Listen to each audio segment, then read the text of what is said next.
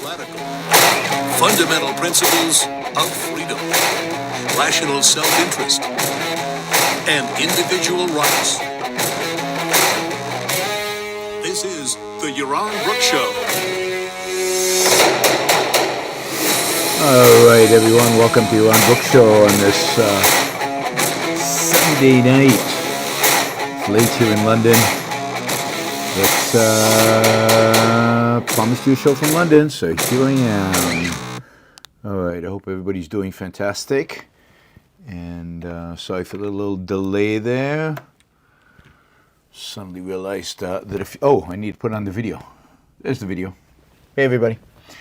All right, I am in London. It is, what is it? It's 10 o'clock at night here. And I wanted to make sure we got one show in tonight. I'll be flying home tomorrow morning. At least heading to the airport tomorrow morning, flying home, get home tomorrow night. Let's see, when did we have a show last time? I had thought I would do a show on Friday. I'll tell you in a minute why I didn't do a show on Friday. I thought I'd do a show on Saturday. I was just exhausted yesterday, so I couldn't pull that one off. But Friday I was in Sweden, in Uppsala, Sweden. Only reason I know anything about Uppsala is because I've watched the series Vikings, and in the series Vikings, Uppsala is presented as the religious center of pagan Viking society. So I knew a little bit of Uppsala. Real Uppsala looks nothing like Uppsala in the Viking TV series. Like in Uppsala in the Viking TV series, the mountains and the waterfalls, and Uppsala in real life is just flat. The reason it was such a center was because it was easy to reach and because it was very fertile agricultural land. It was cold. It is, after all, Sweden. It wasn't cold for Sweden. For Sweden, it was quite temperate. It was, it was probably 30 degrees, maybe dripped down to 28 by the time I was done in the middle of the night. But it was cold. For me, it was cold. But this whole trip has been cold. I mean, London right now is 39 degrees. I mean, that's not typical of London in March. London is usually in the high 40s, low 50s by this time of year. But the whole trip has been 30s and 40s. I don't think I've seen 50. So I have. I'm being acclimated to real winters. I wanted to tell you about Uppsala because it was quite an experience.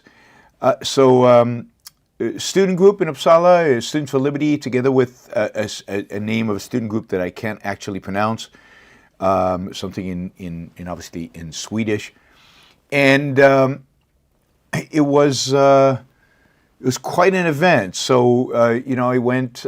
You go into this modern, regular kind of building, and you go into the basement, and I guess the student organization owns or rents or whatever this basement area where they hold events.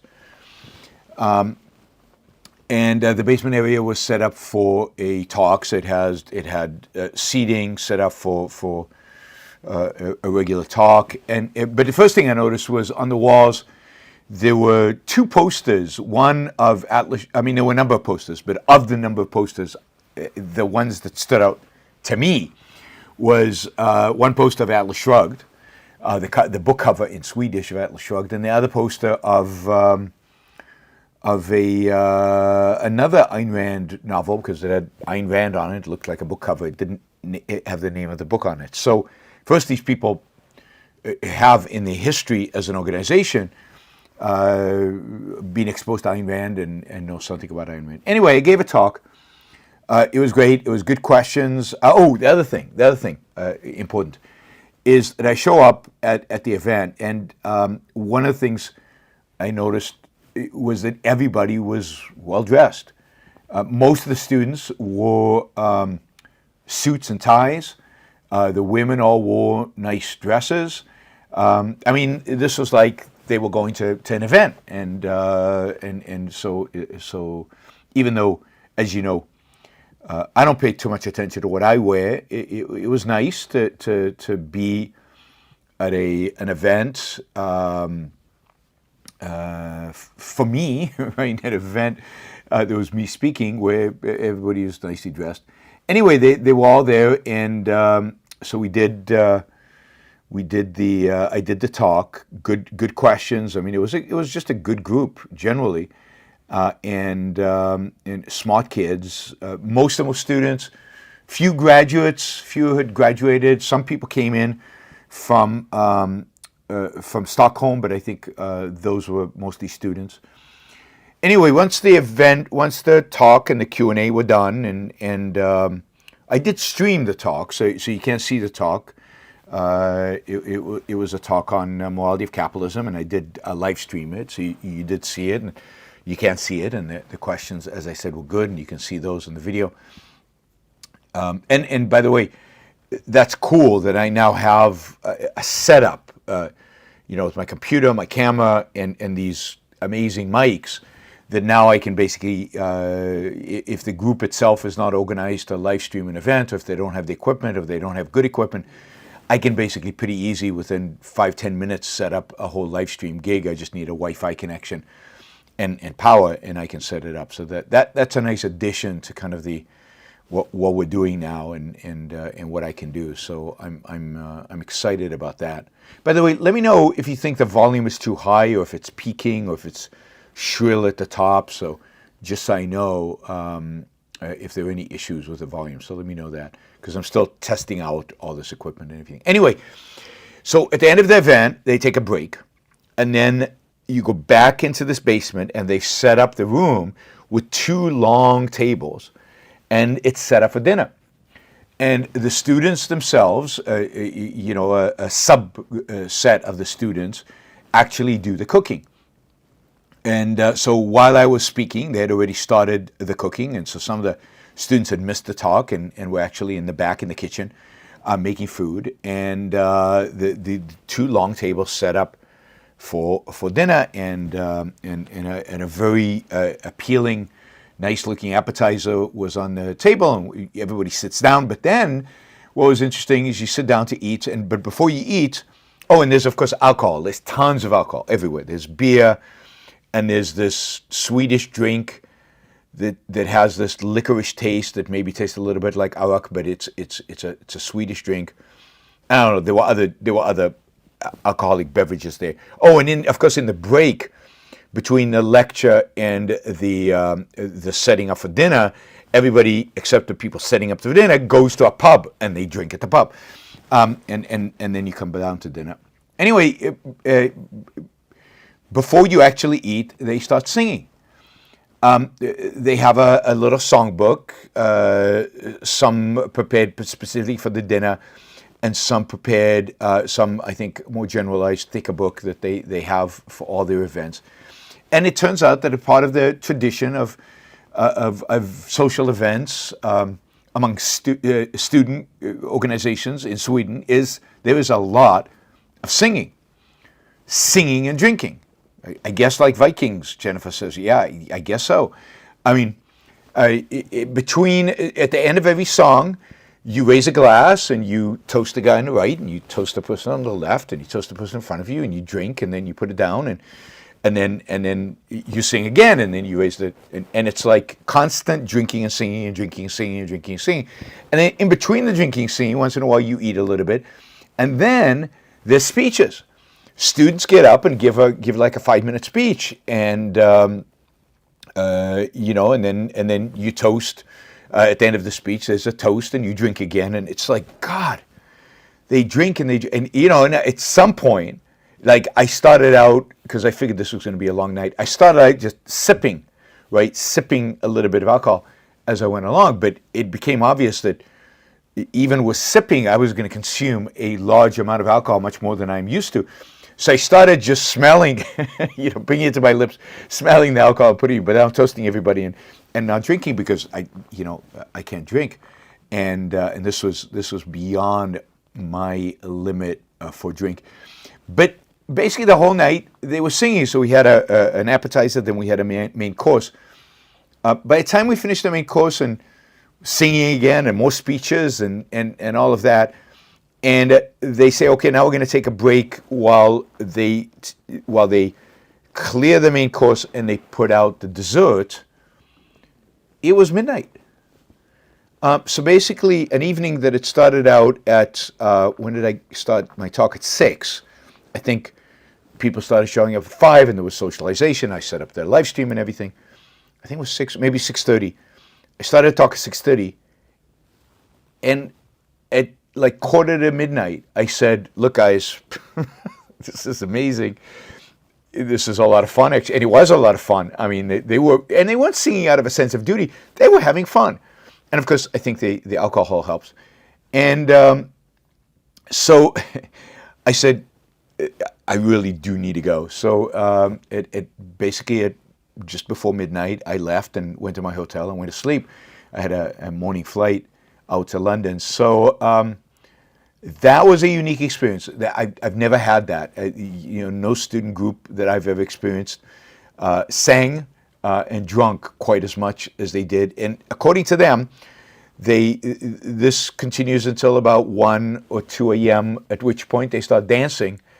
And that continues at 5 a.m. And they apologized in advance that they'd pick me up at the airport, which is another nice touch. Nice touch to pick the speaker up at the airport instead of forcing him to take a train and a car or whatever. Anyway, they picked me up at the airport and they warned me they wouldn't be able to take me back to the airport because they probably won't have woken up or probably won't have recovered from the night before. So I guess this is the kind of stuff that makes Sweden tick, and this is why they're happy people, because they sing and drink. Anyway, a unique experience, fun, and one of the perks of doing, I guess, what I do is to experience these cultural phenomena, I don't know what you call it. All right. So anyway, that's where I was. Yesterday, I gave a talk here in London, and today we did a little kind of reading group. We had a bunch of students, about, 15, 20 people, and we talked about the virtue of selfishness, about Ayn Rand's morality. A lot of them were very new to Ayn Rand, so it was a really good group, and it was really an interesting discussion. Anyway, so that's London. So I figured I've been to 8 countries. One of them twice, which is the UK. 8 countries, and over 14 days, I've done 18 events. 18 events in 14 days over 8 countries. I think I earned my keep. All right, I earned my keep this trip. All right, so I have a few topics we're going to talk about. 3 really. We'll do them quickly, and then I'll take your super chat questions. I have set an ambitious goal for super chat today because, hey, we haven't done many shows, and we got to get March going. We've only done one other show in March, so although I produced a lot of content on the live streams for you guys in both February and March, and there'll be a lot more of the talks I gave that have been recorded. Particularly, I'm looking forward to the one I did in Zurich. On the war that I think is particularly good, so I'm hoping that'll arrive soon and I'll be able to post it. But we do have a lot of content being produced, but on the live streams don't really generate any revenues. So although some of you did do some super chats, so I appreciate that. Stickers, thank you for that. So we need to make up for that. So I'm hoping you guys. Since you haven't been being asked recently, you guys are flush. All right, let's talk about demographics. Demographics. There we go. What is that? How did I get to homelessness? There we go. Demographics and destiny. So a couple of articles came up just like the last couple of days. One in The Economist, and I'm not sure actually where the second one was. That's The Economist. This was in, I think, Bloomberg or something. No, this is the Washington Post. So one in The Economist and one in the Washington Post. Both talking about demographics and the demographic crisis that both China and Russia are facing. We've talked about this a little bit. Particularly, we've talked about the fact that China, for the first time since 1961, for the first time since the massive, tens of millions of people dying of starvation during the Great Leap Forward, actually it should be called the Great Leap Backwards, but the Great Leap Forward under Mao Zedong, for the first time China's population shrunk this year. And what's particularly interesting about the fact that it shrunk is that the Chinese admitted that it shrunk. That is, there's some speculation that says that the population has started to shrink years ago, and they're only admitting it now. But anyway, they're admitting it. China's National Bureau of Statistics announced a decline of 850,000 people to a new total of 1.4118 billion. It's the first decline in 60 years, right, since 1961. The birth rate reached its lowest level on record, 6.77 per 1,000 people, down from 7.52 in 2021. So that's a big decrease just in 1 year. So this is a big deal, because not only does this mean China population now is shrinking, indeed it is speculated that later this year India will surpass China as the most populous country in the world for the first time probably in many centuries. I think for many centuries China was the most populous nation on the planet. But this means that China has a shrinking workforce. It has a rapidly aging population. So you have fewer people paying in to support an older population. Since China does not really have a pension system or a social security system, and since many people are still, relatively poor in China, it does mean that a lot of the income that young people are going to be producing is going to have to go to helping their parents and grandparents live.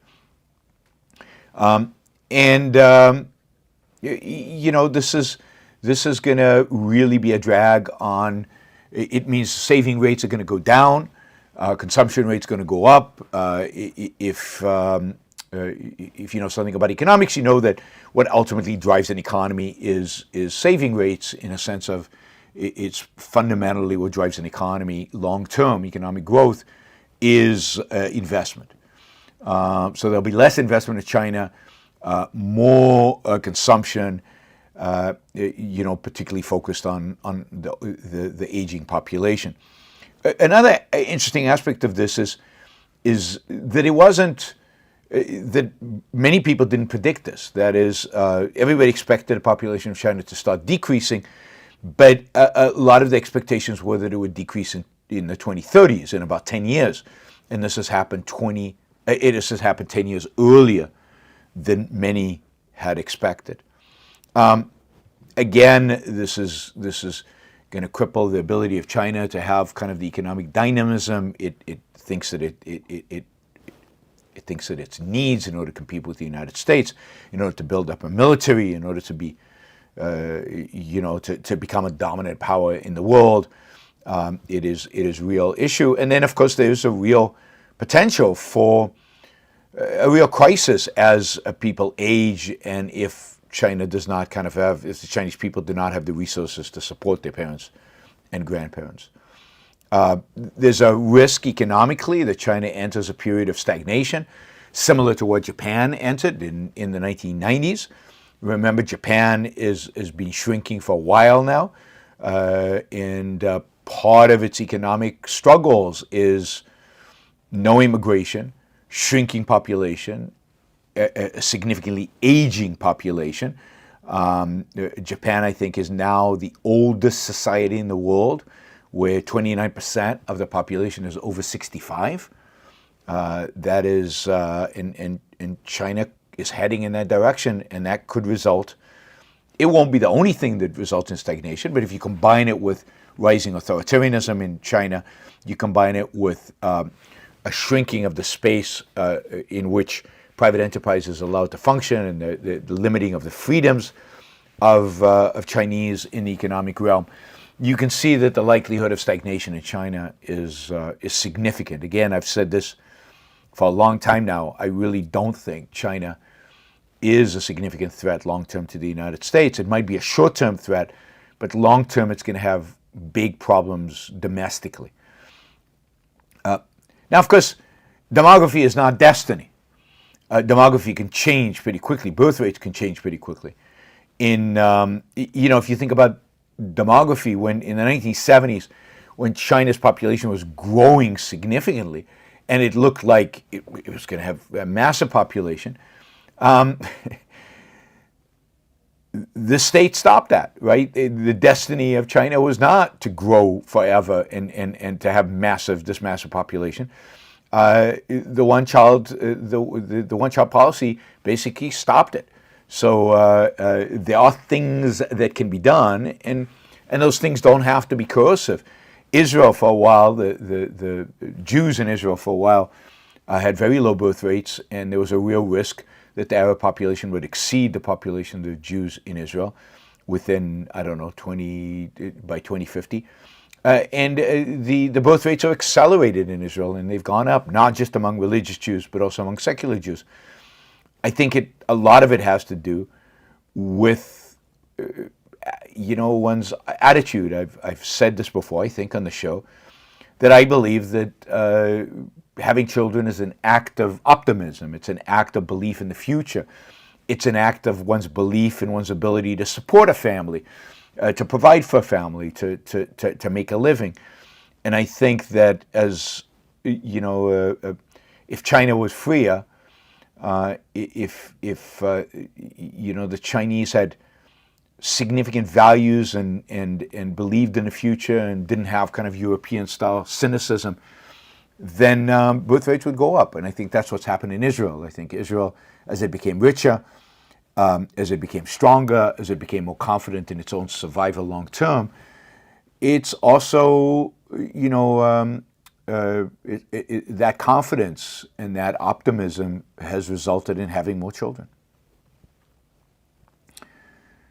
Just one other aspect of this is, and we'll see another country where it's even worse, because of the one-child policy and because Chinese families prefer to have boys than girls, there was quite a bit of female fetuses aborted. There's about 104.69 men to every 100 women in China, which of course also creates challenges instead of challenges to having kids. There are just too many men, not enough women. And again, there are real restrictions on immigration, just like in Japan, are kind of bringing in, if you will, women from other parts of China, other parts of Asia, or other parts of the world. Why just Asia? Let me just say a few other things. China is trying to incentivize people having children. They're giving money to families that have a third child. They're extending paternity leave. They're trying to learn from some European countries like Hungary and Poland that have been subsidizing childbirth and have had some minimal success increasing the number of babies in the economy.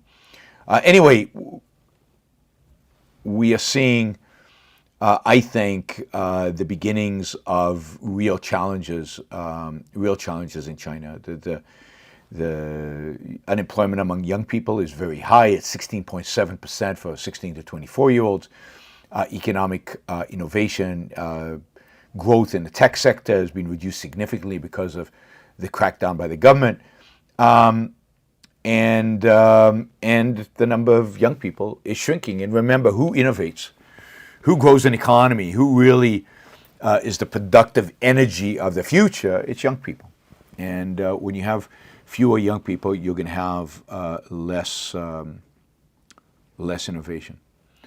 Michael just noticed that I've been in this hotel before. Yes, many times. I've done quite a few YouTube shows from this hotel over many, many years. This is one of my favorite hotels. Hotel I stay at, always in London, and where everybody knows my name. All right, one other country is also facing real demographic collapse and real demographic challenges. Actually, in the short run, is in worse shape than China. And that country, of course, maybe not of course, but that country is Russia. I mean, Russia is really facing a kind of a nightmare scenario. In many respects, they deserve it. But the reality is that China's population is shrinking dramatically. Over the last 3 years, the country's lost around 2 million people than it would ordinarily have lost because of war, because of COVID, and because of people leaving. And people are leaving to a large extent because of the war. Life expectancy of Russian males aged 15 fell by almost 5 years to the same level as in Haiti. Life expectancy of Russian males is the same level as in Haiti. Not Russian males in Haiti, Haiti men in Haiti. Right? The number of Russians born in April 2022 was no higher than it was in 1942-43. And right now, because so many young men have died on the battlefield or wounded on the battlefield, and because so many young men have escaped Russia and left Russia, gone to places like Georgia and Kazakhstan and any country that will take them, women outnumber men in Russia by 10 million, which is a massive number. By some estimates, between 175 and 200,000 Russian soldiers have been killed or wounded over the past year. Russia estimates are lower, but of course they're not going to admit it. But 500,000 to 1 million young men have, and these are primarily educated men, these are primarily relatively high earners, have left Russia and found employment and found homes outside of Russia. So what you've got is a war that is costing a huge amount of money for the Russian economy. You've got an aging population, you've got an ailing population, and you've got a shrinking population. Not a good combination. Not a good combination. Russia started this decline a long time ago, about 30 years ago. Russian population peaked in, and this is from an Economist article on March 5th, published today. Russian population peaked in 1984 at 149 million. It went down. It's been zigzagging downward since. It was 145 million in 2021. And the total within a few decades, it could be 120 million, given the patterns we are seeing and the what is going on, what is going right now. I don't know what happened here. All right. The number of births in 22 is the lowest since the 18th century. 18th century,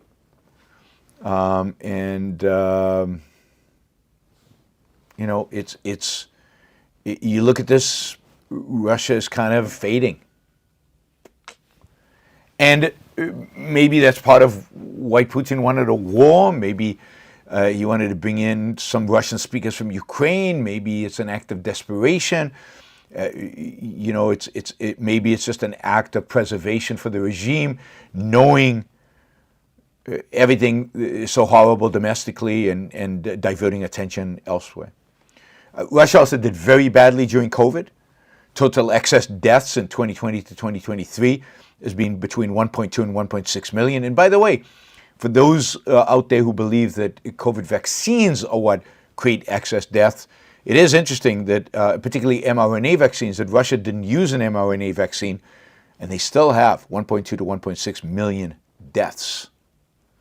It's speculated that Russia may have the largest COVID death toll in the world as a percentage of the population. maybe after India. India probably is number one. China's probably number two.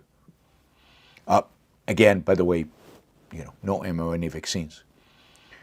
So between 2022 to 2023, Russia's lost between 1.9 and 2.8 million people, more than would have been expected with no pandemic and no war. This war has deep negative consequences, for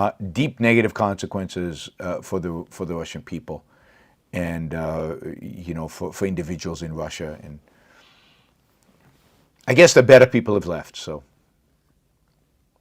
it's again very aging population. The young people in Russia that are there just are going to have to carry a higher burden of taking care of older people, paying for them, and of course sustaining an economy, sustaining their own lives. This is, again, it's going to be very hard to innovate. It's going to be very hard to produce. It's going to be very hard to be cutting edge in anything.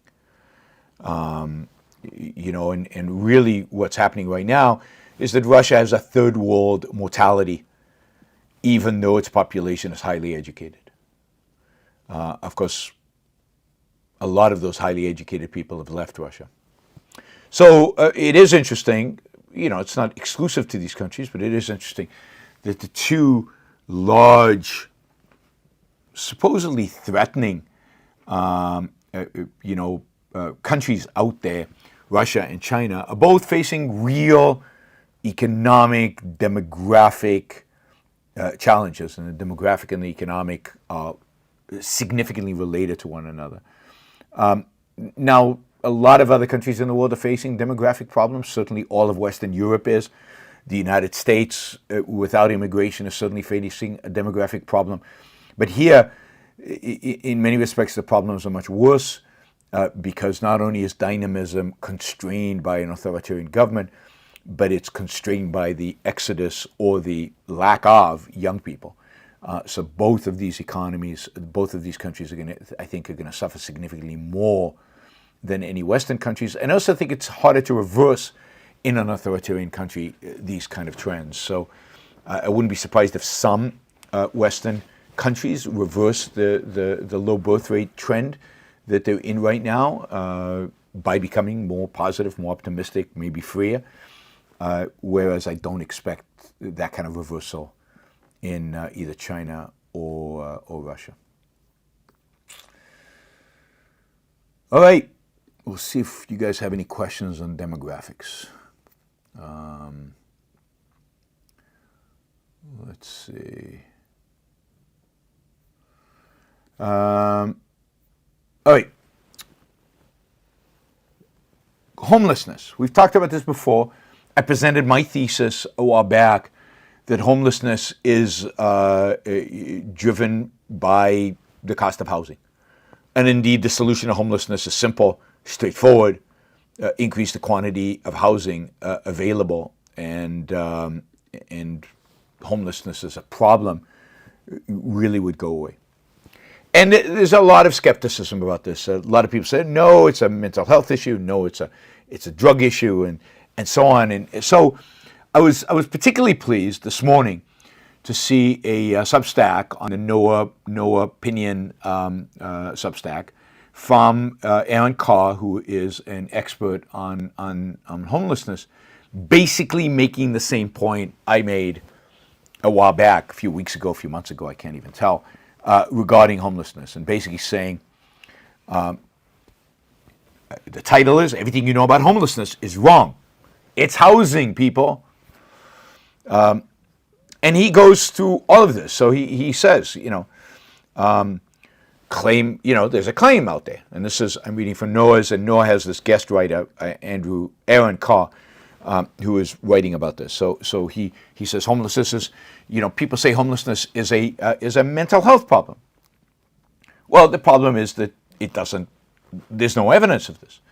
A vast majority of homeless people don't have severe mental health issues. It's less than 1/3 of the people. I know Schellenberg, the guy who ran for governor of California, who's very good on energy issues, was making the point about mental health, and the state needs to provide mental health facilities, and it's all a problem of mental health. That's just not true. The reality is that 100% of homeless people can't afford housing, but less than a third of them have mental health issues. And there's just no relationship between the two things. If you look at mental health issues, there are states in the union where mental health issues are significantly more acute than, let's say, California and New York, where there's a homeless problem, like Mississippi, which has probably the worst healthcare system in America, has real problems of mental health, but has the lowest homelessness rate in the country. So there's just no relationship that you can find in the data, in actual data, between homelessness and mental health. There was this idea that deinstitutionalization that happened in the 1980s or the late 1970s caused homelessness. But this theory's largely been discredited. It's just, again, not based on facts. It kind of seems attractive and seems kind of intuitive, but it just didn't happen. At the time, particularly in the 1970s, a lot of the people deinstitutionalized found cheap housing because there was lots of it. Homelessness is directly correlated with the decline in affordable housing, decline in cheap housing. And I gave the reasons why there's no cheap housing on the show I did about homelessness.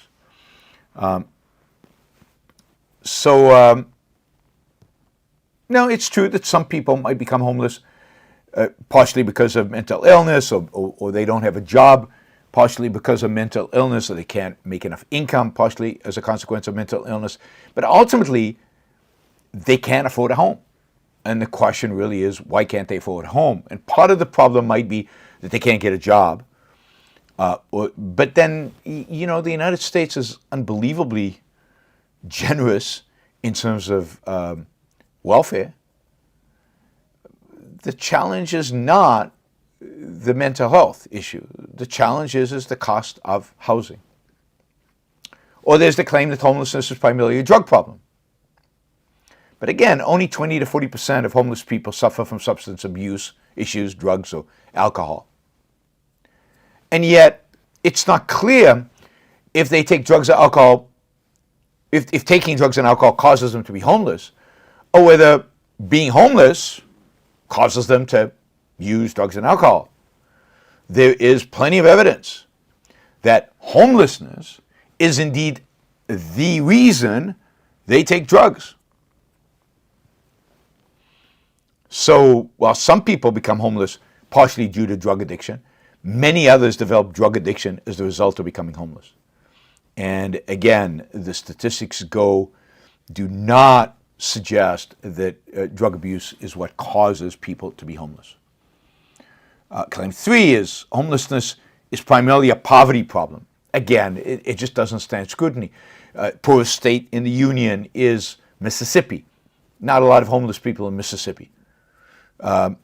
Relatively rich states where there are a lot of homeless people. Give you some examples.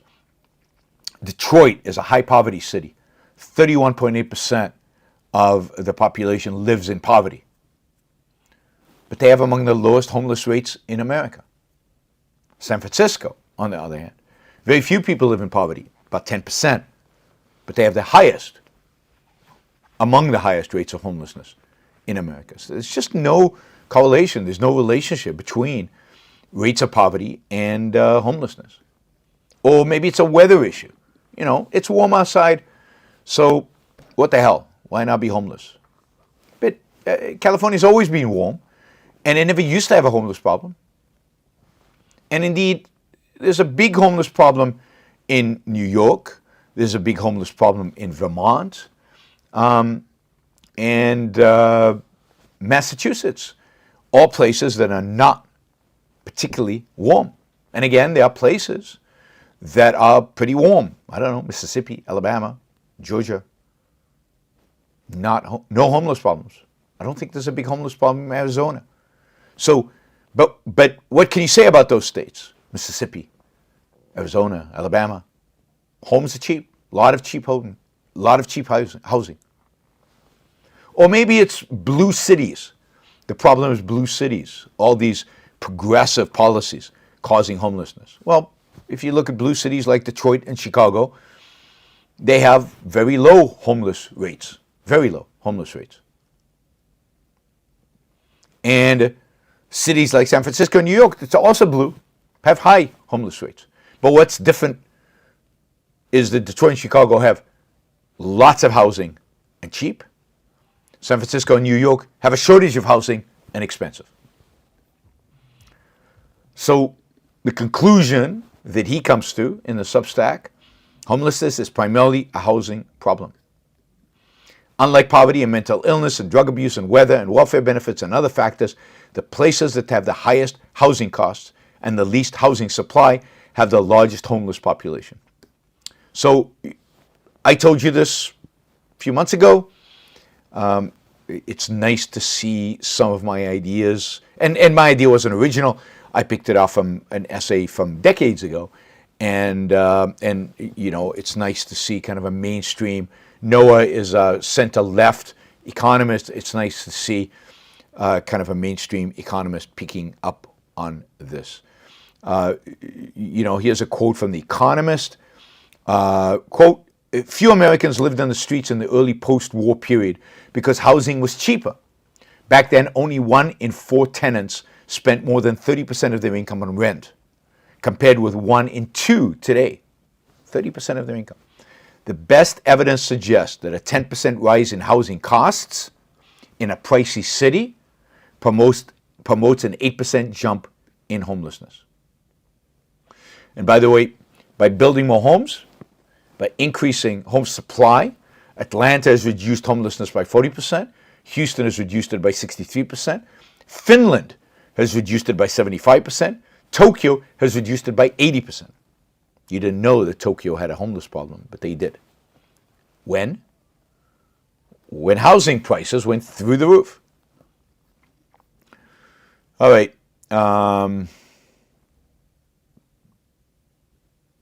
So if you want to solve the homeless problem, as I think all of us want, because having homeless people in the streets is a very unpleasant thing, the solution is simple.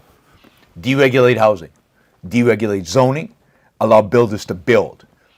You'd probably also have to increase immigration, so you bring in of low-skilled labor, so you can bring in construction workers, because there are not enough workers in the United States, and build homes. Build homes of all kinds. It doesn't have to be low-income homes, because if you build high-income homes, people move into high-income homes, and there's this chain reaction where people vacate lower quality homes, and basically you create low-income housing. So just build. That is the solution. And by the way, you know, as Colleen says, it seems like, let me just click on that. It seems like mental health, drug, and poverty all play into the issue a little, but if there was a cheap home solution, these people would be cared for and housed by charities. Yeah, and exactly.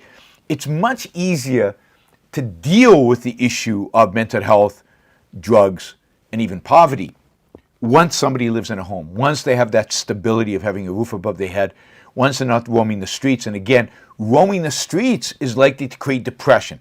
Roaming the streets is likely to create drug abuse. So the way to deal with the drug abuse and if you're going to help people, get them into a home, not by giving them a free home like they do in Los Angeles, but by creating a supply of low-income houses and get them working. Plenty of jobs in the United States still today, as you know, until we go into recession, there are going to continue to be plenty of jobs. And get them a job, get them producing income, get them living in a home, and sustaining themselves. Then, if they need help through charities, you can provide help with the drug abuse. You can provide help with the mental health. Okay, just wanted to pat myself on the back in a sense that great confirmation for a thesis I presented. And again, nice to see these ideas being advocated by mainstream people, because then maybe there's a chance that that these ideas, that some of these solutions get implemented, and and there is now a movement primarily among, I'd say, center left, center right people called "Yes in My Backyard." A lot of the building stoppages, right? Stoppages. A consequence of the "not in my backyard," and now there's a movement of "yes in my backyard," which has the potential of really increasing the supply of housing and solving much of this problem.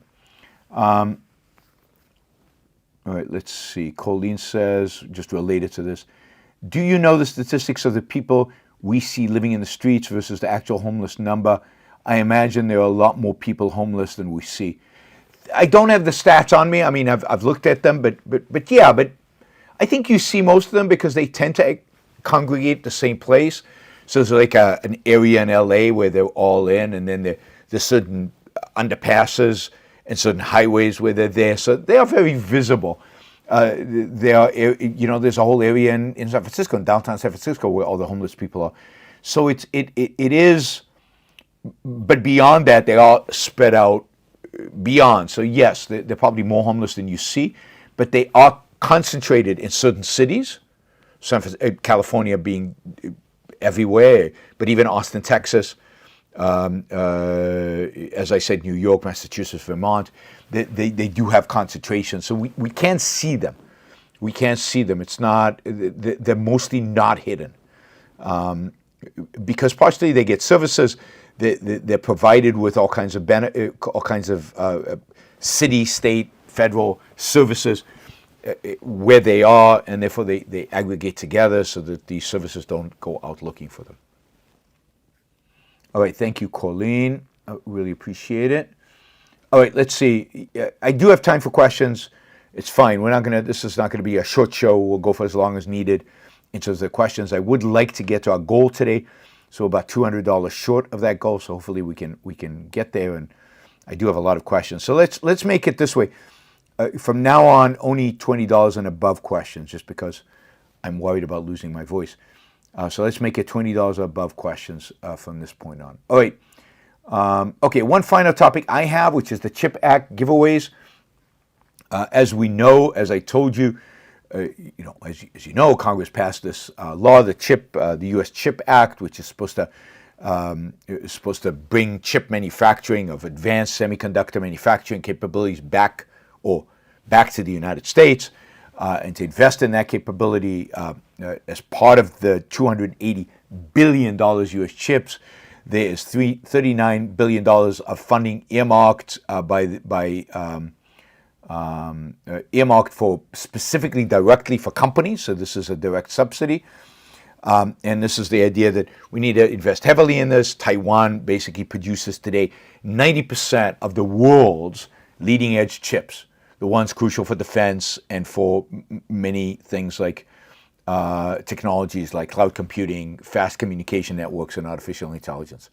90+% of those chips, of the most advanced chips, are produced in Taiwan. You can see why Taiwan becomes a strategic place that needs defending.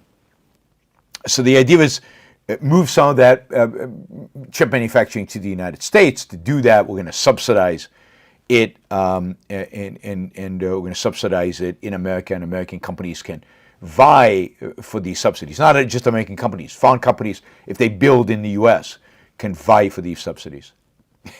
But of course, Congress can't just do a bill where, yeah, we give you money if you can build chips, because it's important, right? No, there have to be all kinds of caveats and all kinds of limitations and all kinds of constraints, right? So, for example, you can't get any money if you're also investing in China, in the chip industry in China. You can't use the funds that you receive for share buybacks or dividends.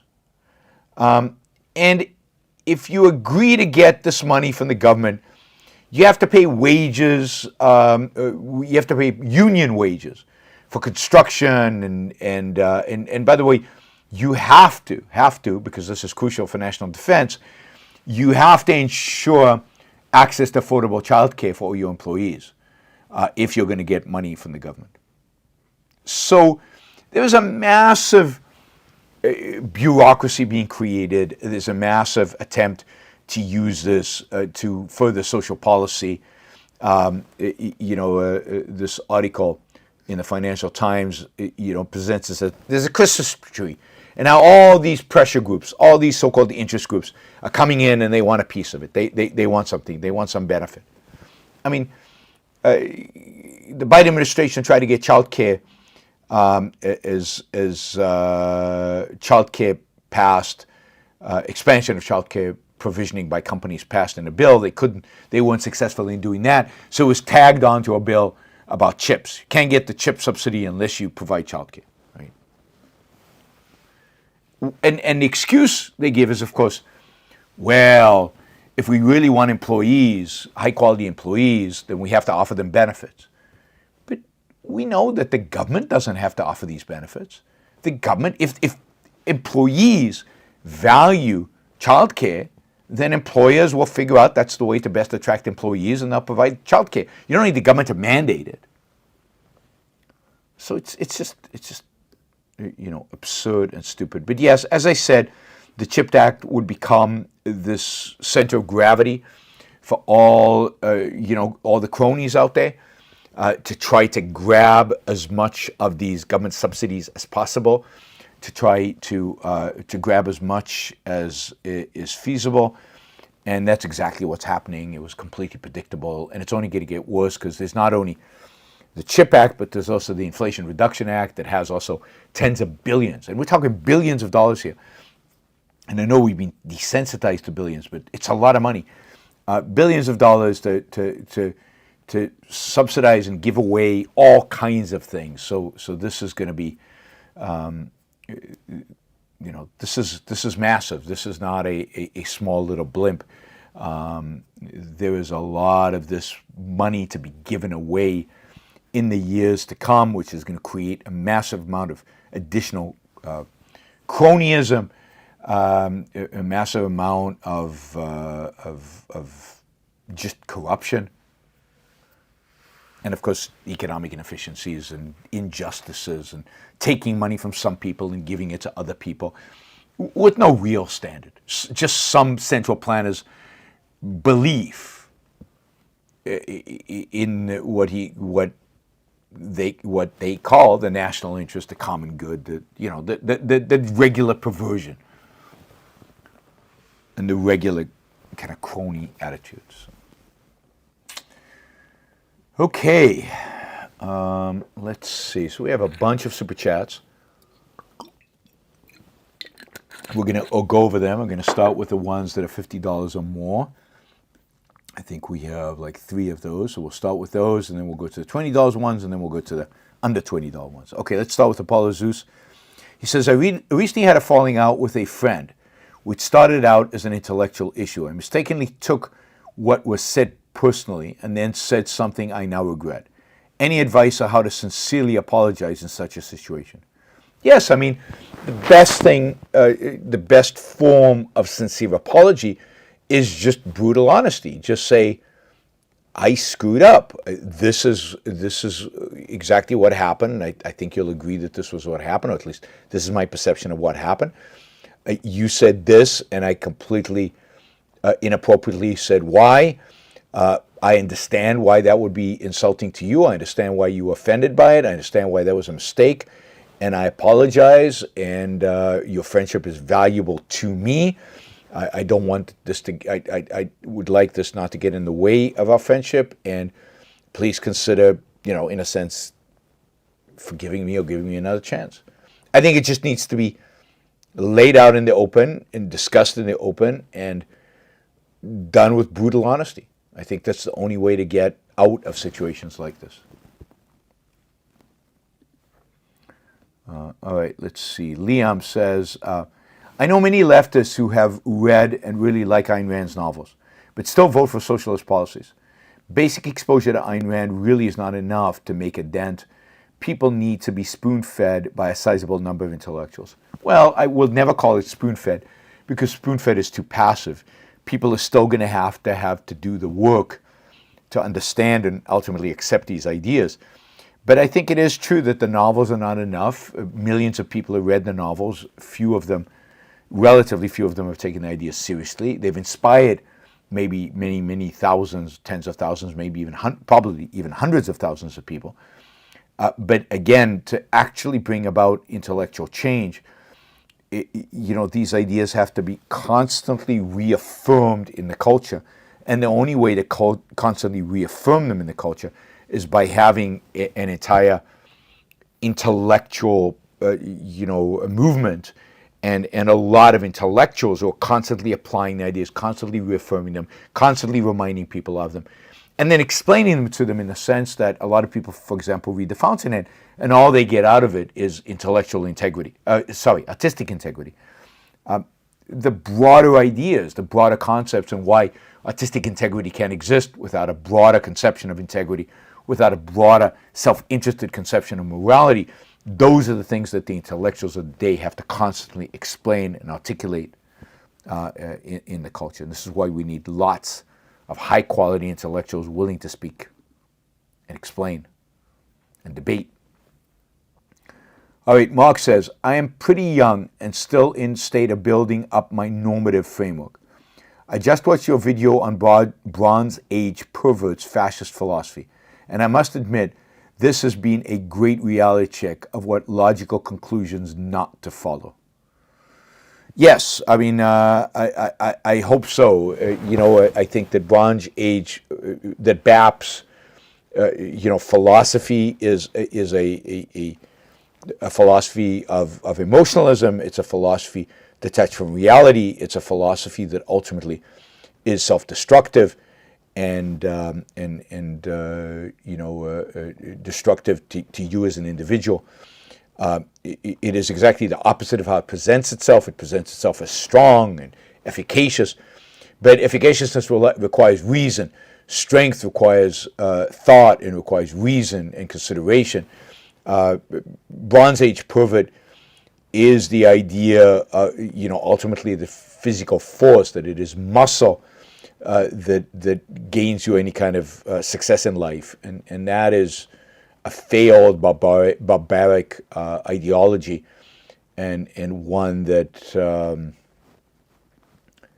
one that if you value your life and if you value what it means to be human, Bronze Age pervert rejects humanity because he rejects reason. What it means to be human is to be rational. We are the rational animal. And BAP and much of this ideology grounded in materialism and in muscle is a rejection of the very nature of mankind, which is a reasoning being. All right. Thank you, Mark. And great, it's great to see young people here on the show listening and hopefully gaining some knowledge from the Yaron Brook Show. All right, Harper Campbell, you don't have to be an altruist to have to see an end to homelessness and poverty. I think a few generations of objectivist governance, and we would have to explain to our grandchildren that poverty and homelessness even worse. Yes, I mean, poverty could be eradicated fairly quickly if you establish real economic freedom and as a result get real economic growth. And that economic growth would wipe out poverty very quickly. People would start making much more money because they would be much more productive. And that can all be attained by freeing up the economy, by getting rid of regulations, getting rid of taxes, and really liberating an economy to its full potential, which that full potential is most people under that full potential are well off. There's just no poverty, there's no homelessness. These are not issues. And of course, as I said, homelessness is caused by housing, free market, plenty of housing. The whole restraint on housing goes away. You get massive quantities of houses. House prices that you buy a house shouldn't go up. If anything, it should go down. It's a used house as compared to a new house. So housing prices should be stable to down, not going up. The only reason they go up is because of control over the supply of houses, because of regulation. Okay, Liam says, I take it there are few, if any, homeless people in Europe, as you have seen throughout your travels, even Eastern Europe. All of the students asking you how America has this phenomena of massive homelessness. Yes, but it's very simple. In Europe, there are far fewer constraints on building homes. Europe, has plenty of housing units as a percentage of population. The United States is still a growing population. Europe, much of Europe is shrinking, and therefore there's excess housing. There's empty houses, and there's also far fewer restrictions on building new homes. So the consequence of that is there's just far less of a problem of housing and therefore of homelessness. Now you do see some homelessness in London, and the reason for that is that London housing prices are really, really high because of all the zoning and building limitations that exist in London. But I think London is different than most of the rest of Europe, where housing is abundant. And again, it's a question of housing versus population. And America has seen massive divergence between ever growing, because of the growing population, because of immigration and better birth rates, ever growing demand for housing, and at the same time the supply of housing is capped by very limited production of new housing. You don't see that in Europe. What you see in London here is homelessness because of the cost of housing, but also the other dimension of this is because Europe has immigration, as does the United States, but they don't let the people work. So, and this is also a cause of homelessness in the U.S., is if the immigrants come in, but they can't work, then how are they supposed to make a living? How are they supposed to pay for homes? Why not just let them work, legally, illegal? Give them a work visa at least, so they can be productive. They can earn a living. They can buy a house.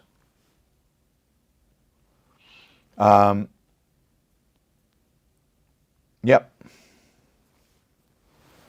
So it really is two things. We want to get people working, and we want to make sure that there are enough houses. And we don't have to make sure of that.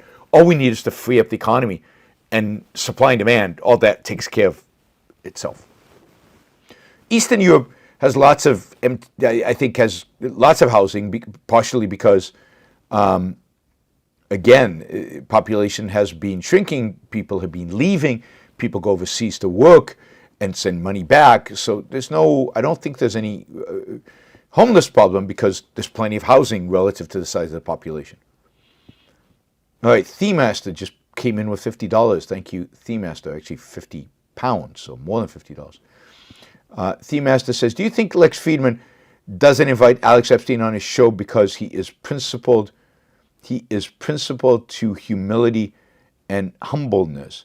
He invites pro-fossil fuel guests like Bjorn Lombart and Andrew Revkin, but they are more about data than human flourishing.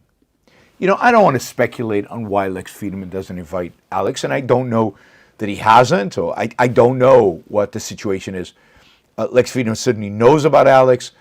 I would be surprised if Alex is not on his show at some point, but I don't know, and I don't want to speculate. I don't think it's fair for me to try to speculate. Again, I have a huge amount of respect and for Lex, and very, very thankful that he's invited me on his show as many times as he has, and I wouldn't want to, so I don't know. Maybe if I get to talk to Lex one day, I'll ask him. Jennifer, thank you. Really appreciate it.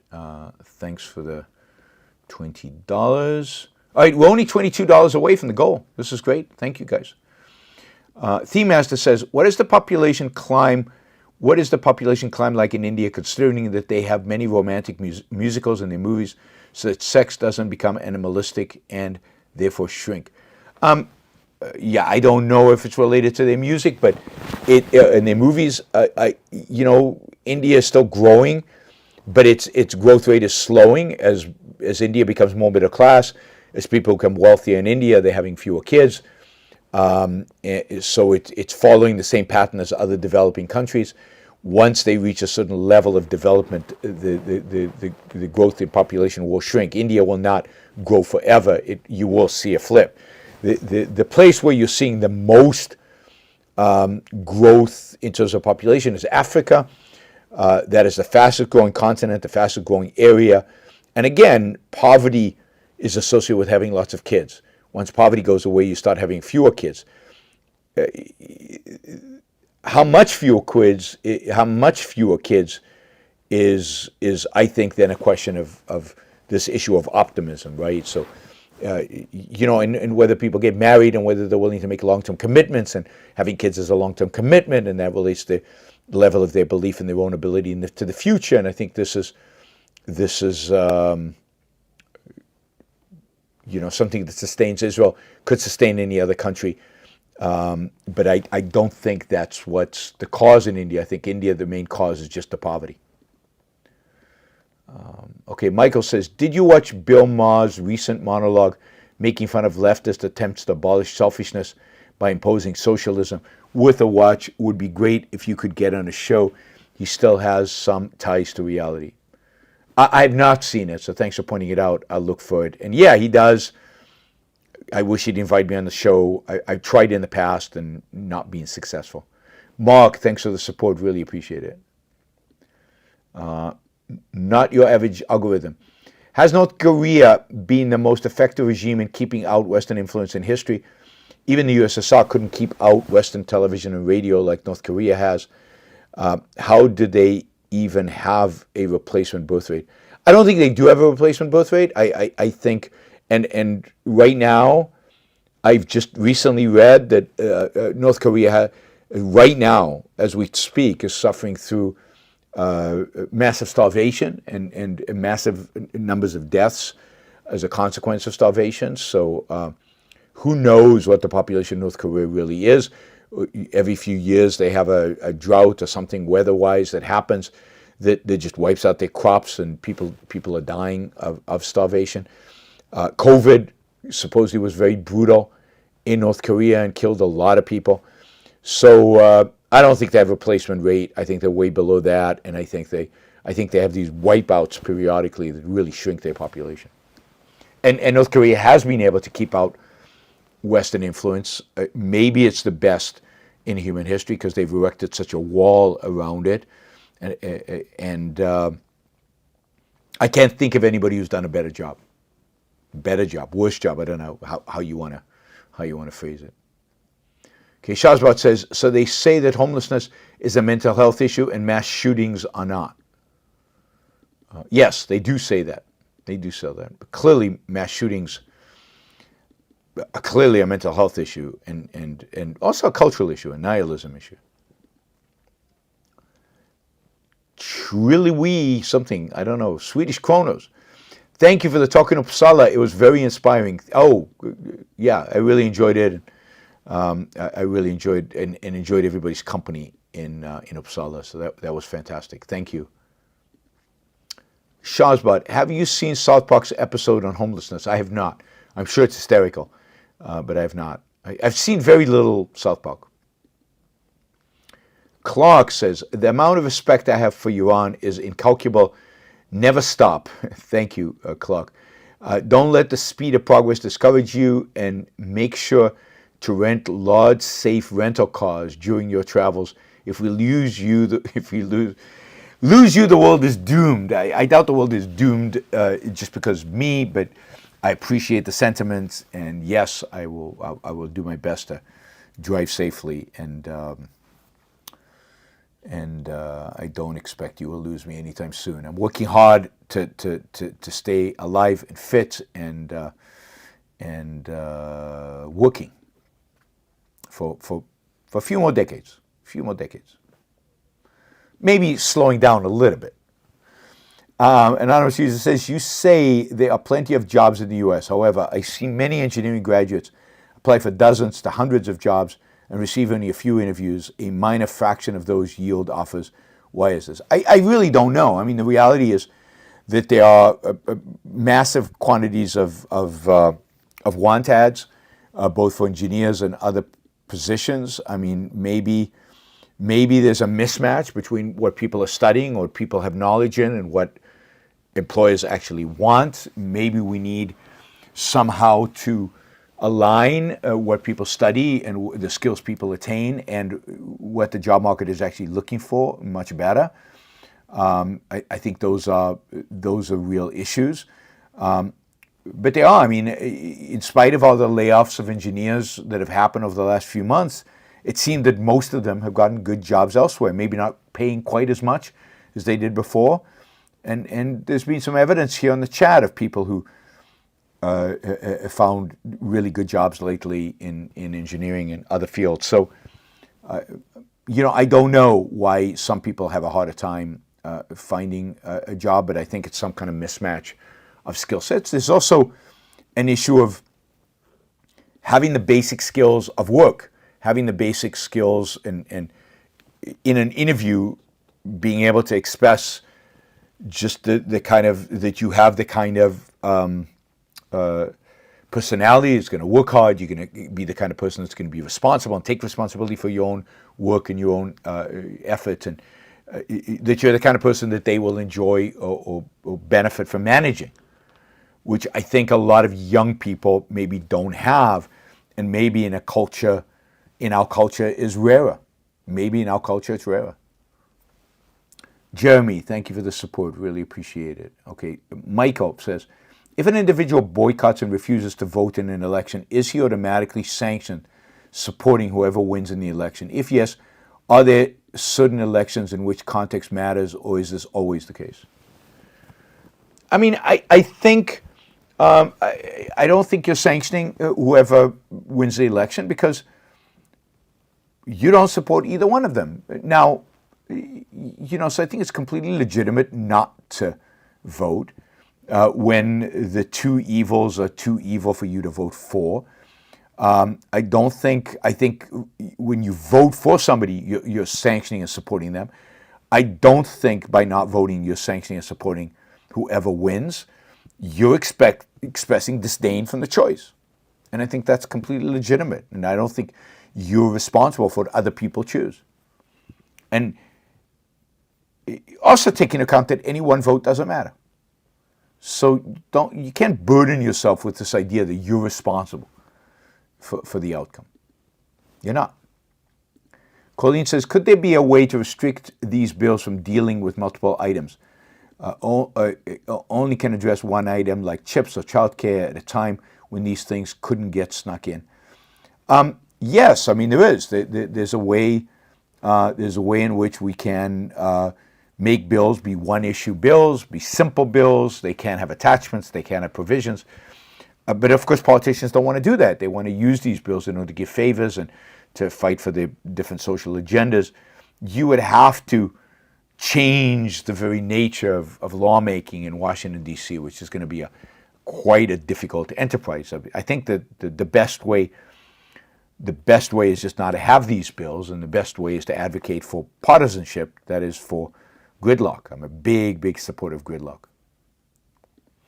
Andrew says, do you feel mixed about the CHIP Act in that it may result in more computer chips being produced here, and that is dangerous for us to rely on a foreign power for them? No, I mean, I'm against it, period. Again, as I've said many times, I think if it's necessary for the Defense Department to have the chips that we need for weapon systems be produced in the United States or in a friendly country, then the Defense Department can subsidize these things for the particular needs of the Defense Department. It could do it in the U.S. It could do it. One of the ideas is you don't have to onshore, you can friendshore. You can make sure that countries that you're unlikely to be at war with are the places in which these chips, or places where the supply chain cannot easily be disrupted, like Taiwan or even South Korea. Bring chip production to Europe or to Mexico. But it doesn't matter. The government shouldn't be subsidizing it unless it's a Defense Department, because it's a national security issue. Daniel says, any more thoughts on Vivek Ramaswamy? No, not really. Not more than I gave. I'm sure we'll have more as the election gets closer, and as I haven't really seen much more of him since I last commented. Frank says, isn't altruism the attempt to create the value of morality by combining religious intrinsic duty with emotional subjectivism? Yes, but if you really think about it, religious intrinsic duty is emotional subjectivism, because there is no such thing as intrinsic anything. So where you getting the idea that morality is X, you're getting it from your own emotional, your own subjective view. So intrinsicism ultimately is always subjectivism. I think Leonard Peikoff makes this point in OPA.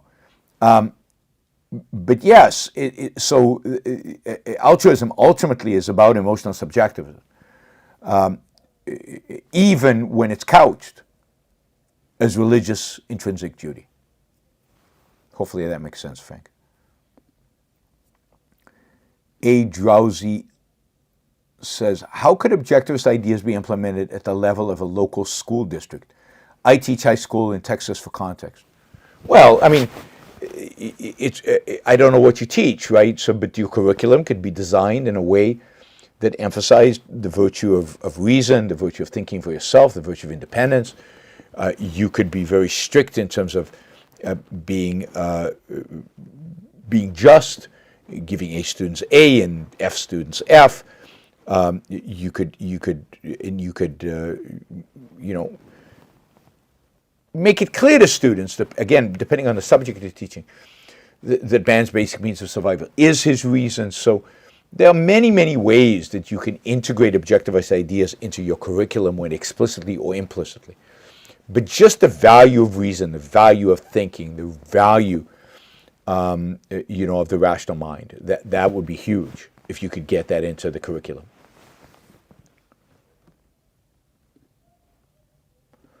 Fen Harper says, time flies with so many shows, money well spent, happy and safe travels as you school the world on capitalism and Ayn Rand. Thank you, Fen Harper.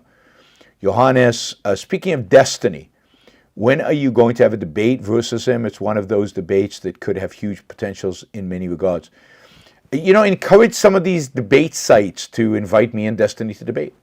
That's the best way to make it happen, is to go to some of these Twitter, YouTube, Discord, whatever, debate sites and say, we want to debate with Yaron Brook and Destiny. They can make it happen. Michael says, does Ayn Rand need some spin-off philosophers to be successful? Immanuel Kant had Hegel and Marx in order to his philosophy to be taken seriously by public and implemented by government. I mean, I don't know what spin-off means, but given that Ayn Rand's philosophy is not, in a sense, is not complete in a sense that it covers everything, there need to be philosophers that are drawing on her ideas and expanding, and there need to be philosophers influenced by Ayn Rand doing work across philosophy. Absolutely. And that will happen, and that is happening. So, and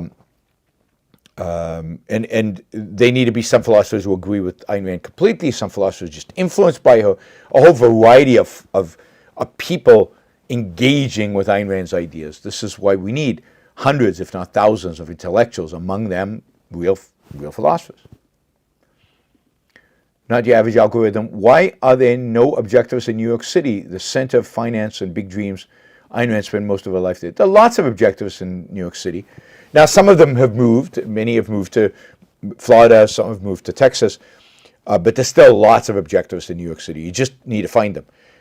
They're there. I mean, I've told you about a restaurant that I go to when I'm in New York that is run where the chef is an objectivist.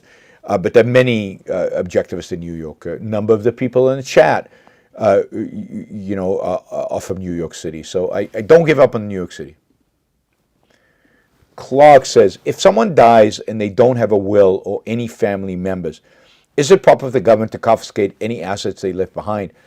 that is currently what happens. Is this just or theft? Yeah, the restaurant is Rosella. Thank you, Jennifer, for reminding me.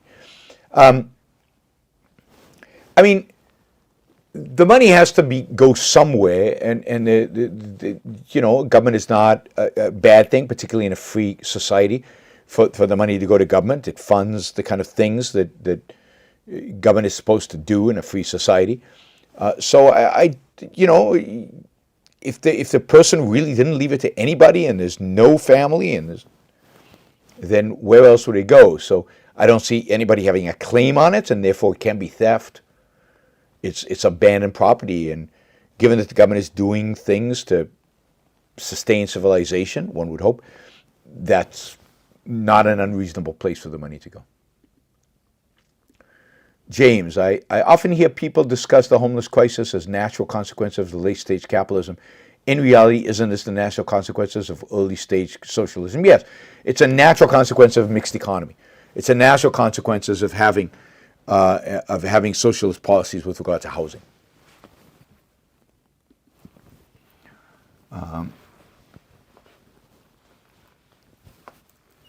Andrew says that the COVID restrictions and the growing totalitarianism in China is probably not making people want to have babies. That's true, but it's also true that people don't have babies in Japan, and they didn't have quite anywhere near the kind of COVID restrictions China had, and they do not have growing totalitarianism. So it's not just those features in the modern world. I think it's lack of values. I think it's, again, lack of self-esteem, lack of confidence in the future. I think it's a lot of things like that. That could be a whole show at some point. PB says, individual thriving in capitalism seems to require understanding of balance sheets, P&L, spreadsheets, etc. Can you recommend learning for dummies? Yeah, I think the Learning for Dummies books are pretty good, particularly for these kind of technical things, absolutely. And yeah, you should all be able to do a basic balance sheet, basically profit and loss, keep track of your own accounts, keep track of your investments, know how to use a spreadsheet. Seems like basic tools, like learning how to use a typewriter when ages passed. Valdrin, what period in American history was America great for black people? I think now is the period in which America's greatest for black people. I mean, it's not as great as it could be. I think the welfare state has really hurt black people. It could be that the best period for black people was the period just the civil rights was being established, but before the full impact of the welfare state was impactful. So, but yeah, black people have not fared well in terms of the way the culture and the law have treated them, and it's maybe the greatest tragedy of America. Michael says, either collectivism goes away or human beings go extinct. Well, I mean, collectivism has been with us to some extent from the beginning. And people have not gone extinct. So I think that's a little too simplistic. Robert says, okay, you good people, heading out to the symphony. The Dexter Community Orchestra is playing Beethoven 6. Oh, wow. Beethoven 6 is amazing. We'll catch the rest of the show later. Thank you, Robert. And Twozek. What do you think about Andrei Sakharov? God, I don't know much about Andrei Sakharov. I mean, he was a dissident, a Russian dissident who spoke up against the Soviet regime, if I'm not mistaken, and that takes obviously a huge amount of courage. And he was a nuclear physicist and a real dissident. Ultimately, won the Nobel Prize, activist for nuclear disarmament. I mean, I think basically a good guy philosophically, probably not. He's not attuned to objectivism, but then you wouldn't expect that, given that he was born when and when he lived. He basically spent his whole life under communism until the very He didn't quite get to see the end of the Soviet Union, but maybe saw the fall of the Berlin Wall in 1989, just before he died. He was born in 21, died in 89. So a heroic character overall, a heroic character, just by the fact that he was willing to stand up to the Soviet regime, and that takes a lot of courage. All right, fantastic. Thanks, guys. I am going to drop on bed and go to sleep. Yes. I will see you all on Tuesday. So tomorrow, no shows. I'll be flying all day. But Tuesday, we'll do a news show. We'll do an evening show. We'll get back on schedule for most of March until I travel again. April and May are going to be rough, but at least most of March, we're going to be on schedule. So I'm looking forward to that. So I will see you all on Tuesday. Thank you to all the super chatters. You guys were great tonight. We beat our target, and that is truly fantastic. Yeah, see you all Tuesday. Bye, everybody. Wish me a good flight. Bye.